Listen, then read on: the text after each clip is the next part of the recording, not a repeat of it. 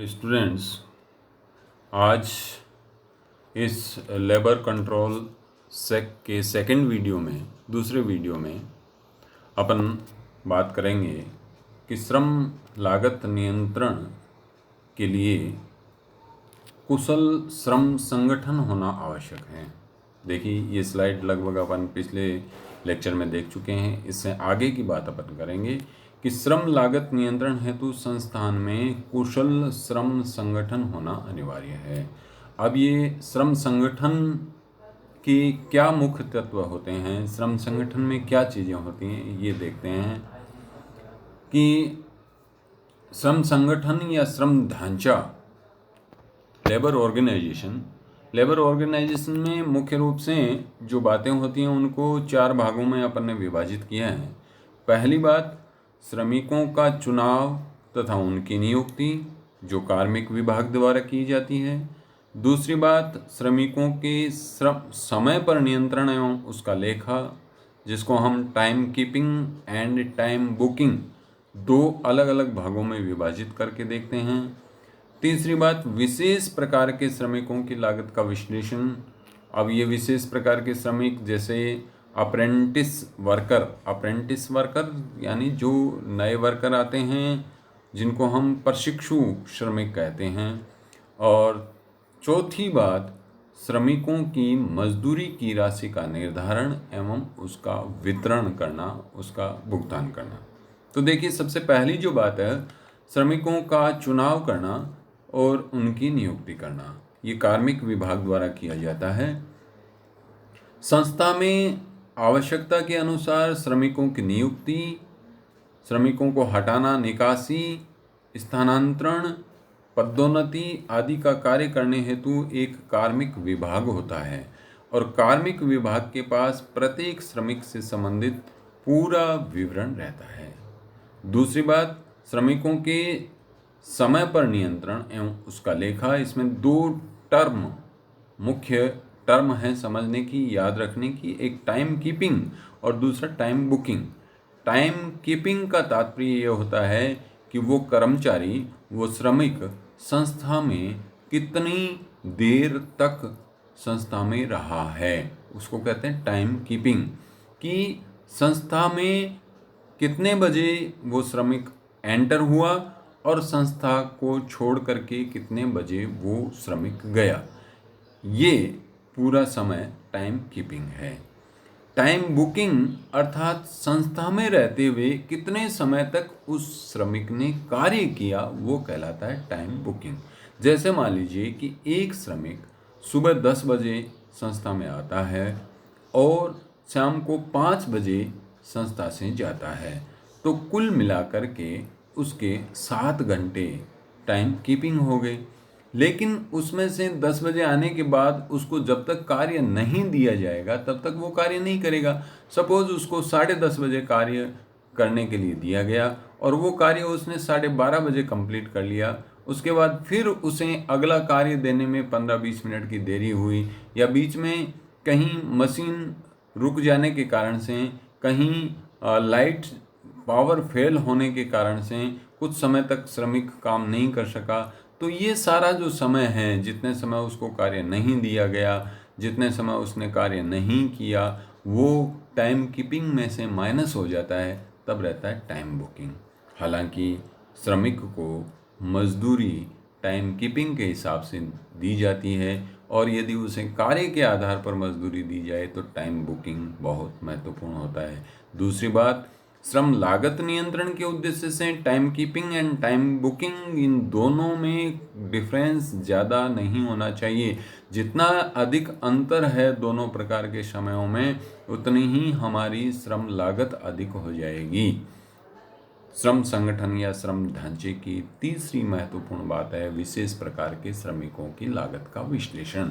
जैसे हमारे पास कितने प्रशिक्षु श्रमिक हैं। जो प्रशिक्षु श्रमिक होते हैं वो पूर्ण रूप से अपनी उत्पादन नहीं कर पाते हैं, उत्पादन का कार्य नहीं कर पाते हैं, उन्हें ट्रेनिंग दी जा रही है, तो ट्रेनिंग के दौरान उनकी जो लागत आती है, उन श्रमिकों को जो पैसा चुकाया जाता है, वो अप्रेंटिस वर्कर का वेजेज कहलाता है। इसी तरीके से गोस्ट वर्कर देखिए एक तरह से दिखावटी, जिनका कागजों में लेखा जोखा हो जाता है कि इतने वर्कर काम कर रहे हैं और वास्तव में जाकर के यदि फील्ड में देखा जाए तो वो वर्कर मिलते ही नहीं हैं, जैसे कि अभी मनरेगा में इस तरीके की बातें चल रही हैं। तो ऐसा किसी संस्था में नहीं होना चाहिए, इसलिए इन पर नियंत्रण रखना जरूरी है और क्रॉस चेकिंग होनी जरूरी है। तीसरा, कैजुअल वर्कर, किसी कार्य के लिए आकस्मिक रूप से, जो संस्था के नियमित श्रमिक नहीं है लेकिन कभी कार्य ज़्यादा होने के कारण से आकस्मिक रूप से कुछ श्रमिकों को संस्था में बुलाया जाता है, तो इनका लेखा भी ध्यान से रखना जरूरी है। इसी तरह से श्रम ढांचे की जो अगली बात है वो है श्रमिकों की मजदूरी की राशि का निर्धारण एवं वितरण। देखिए, मजदूरी जब निर्धारण और वितरण दिखाने के लिए एक वेजेज सीट बनाई जाती है, और इस वेजेज सीट में दो तरह की, एक तो ग्रॉस वेजेज यानी सकल मजदूरी, अर्थात उस मजदूर की कुल मजदूरी कितनी बनी, उसमें से डिडक्शंस घटाए जाते हैं यानी कटौतियाँ। कुछ कटौतियाँ, जैसे उस श्रमिक को क्वार्टर रहने के लिए दिया है तो मकान का किराया काटा जाता है। इसी तरीके से उस श्रमिक ने कहीं कुछ गलतियाँ की है तो उस गलतियों के लिए पेनल्टी लगाई गई है तो पेनल्टी के रूप में उसका कुछ पैसा काटा जाता है। श्रमिकों के भविष्य के लिए, कल्याण के लिए प्रोविडेंट फंड की कटौती की जाती है। तो इस तरीके से कुछ कटौतियाँ की जाती हैं और वो कटौतियाँ उसकी ग्रॉस वेजेज में से माइनस कर दी जाती है। माइनस करने के बाद जो शेष बचता है उसको हम नेट पेमेंट कहते हैं। हालांकि श्रम लागत की जब बात करेंगे तो ग्रॉस वेजेज जो होती है वो श्रम लागत यानी लेबर कॉस्ट कहलाती है, लेकिन नेट पेमेंट की बात करेंगे अर्थात संस्थान में से कितना कैश आउटफ्लो हुआ तो वो कैश आउटफ्लो नेट पेमेंट के बराबर होता है। श्रम लागत का विश्लेषण, देखिए श्रम नियंत्रण के लिए श्रम की जो लागत होती है, लेबर कॉस्ट है, उस लेबर कॉस्ट का एनालिसिस करना बहुत आवश्यक है। लेबर कॉस्ट में जब उसका विश्लेषण करते हैं तो तीन तरह की बातें हमारे सामने आ रही है। देखिए, एक है प्रत्यक्ष श्रम लागत, डायरेक्ट लेबर कॉस्ट, दूसरी होती है अधिसमय मजदूरी यानी ओवर टाइम वेजेज, और तीसरा होता है कार्यहीन समय यानी आइडल टाइम। अब देखिए, प्रत्येक श्रम लागत किसको कहेंगे कि उत्पादन के लिए जितना समय श्रमिक ने व्यतीत किया है उस समय की जो मजदूरी है वो डायरेक्ट लेबर कॉस्ट कहलाती है, और डायरेक्ट लेबर कॉस्ट को जो प्रोडक्शन हुआ है उस प्रोडक्शन की यूनिट्स पर चार्ज किया जाता है। दूसरी ओवर टाइम वेजेज, अधिसमय मजदूरी। अधिसमय मजदूरी हमारे यहाँ पर फैक्ट्री एक्ट कारखाना अधिनियम बना हुआ है, और उस कारखाना अधिनियम के अंतर्गत जो ओवर टाइम वर्क होता है उस ओवर टाइम वर्क के लिए डबल रेट से पेमेंट करना पड़ता है। जैसे 10 रुपये प्रति घंटा यदि किसी मजदूर की मजदूरी है और उसने 1 घंटा ओवर टाइम किया तो उस ओवर टाइम के लिए उसे 20 रुपये प्रति घंटे के हिसाब से पेमेंट करना पड़ेगा, तो दोगुनी दर से भुगतान हुआ। अब इसमें ध्यान रखने की बात यह है, याद रखने की बात यह है कि जो उसको अतिरिक्त मजदूरी दी जाएगी वो अप्रत्यक्ष श्रम लागत यानी ऊपरी व्यय का हिस्सा होगी, और जो उसे सामान्य दर से मजदूरी दी जाएगी वो सामान्य दर वाली मजदूरी उसकी प्रत्यक्ष श्रम लागत कहलाती है। इसी तरीके से कार्यहीन समय आइडल टाइम कि मजदूर को एक कार्य से दूसरे कार्य पर जाने में बीच में जो समय लगता है, जिस कार्य में कोई उत्पादन, जिस समय में कोई उत्पादन नहीं होता उस समय को कार्यहीन समय कहते हैं। जितने समय, पहले ही अपन बात कर चुके हैं, कर्मचारी या श्रमिक जितने समय तक संस्था में रहता है उतने समय की मजदूरी उसे चुकानी पड़ती है, लेकिन वास्तव में उसकी मजदूरी होनी चाहिए उत्पादन के समय के लिए, तो कार्यहीन समय के लिए भी उसे मजदूरी चुकाई जाती है। अब देखिए, ये कार्यहीन समय आइडल टाइम दो तरह का होता है, एक साधारण यानी नॉर्मल आइडल टाइम और दूसरा एबनॉर्मल यानी असाधारण।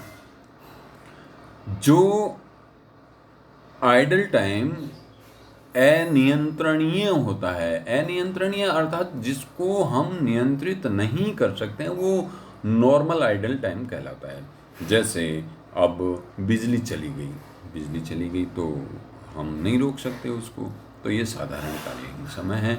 लेकिन मान लीजिए कि मशीन में किसी प्रकार की मेंटेनेंस की कमी की वजह से मशीन ठप हो गई, तो ये असाधारण कार्यहीन समय है, क्योंकि यदि उसका प्रॉपर मेंटेनेंस किया जाता तो उसको नियंत्रित किया जा सकता था।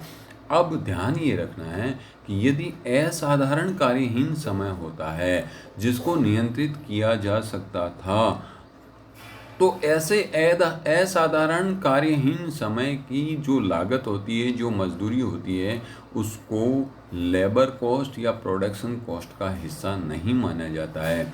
तो ऐसी लागत का क्या करेंगे, इसे ऐसी लागत को सीधे लाभ हानि खाते में ट्रांसफ़र कर दिया जाता है और प्रोडक्शन कॉस्ट या ओवरहेड या डायरेक्ट लेबर कहीं पर भी शामिल नहीं करते हैं। लेकिन जो साधारण कार्यहीन समय है, उस साधारण कार्यहीन समय को प्रोडक्शन कॉस्ट का हिस्सा माना जाता है और उसे लेबर कॉस्ट में ओवरहेड के रूप में शामिल करते हैं।